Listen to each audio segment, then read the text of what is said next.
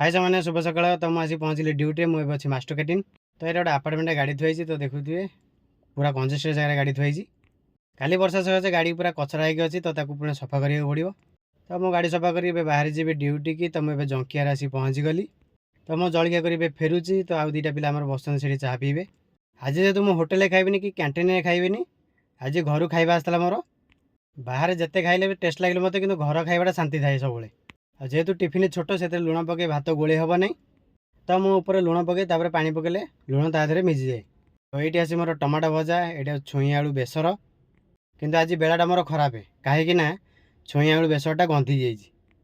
तरकारी आज गंधीबार दी जनकर आमर आज भूल अच्छी कहीं जिते से राति उठिक रोषे करते तेणु गरम गरम टिफिन भरी करदे भी आसिक ये जमार खोली भी नी टिफिन से बेलाटा आज खराब आज खाइबनी। तो आज टमाटो भजा को पखाड़ देखिए मनटा मोर बहुत दुख है कहीं एत राति उठी से कष्ट कर तरकारी बनई कि खाइले जेहतु नष्ट हो गला। तो जो दिन जहाँ भाग्य लिखे से दिन से ही खाइबा मिल। तो पखाड़ भात टमाटो भजा भी से शांति अच्छी खाइबी। तो रही जय श्री जगन्नाथ। देखा नेक्स्ट वीडियो रे।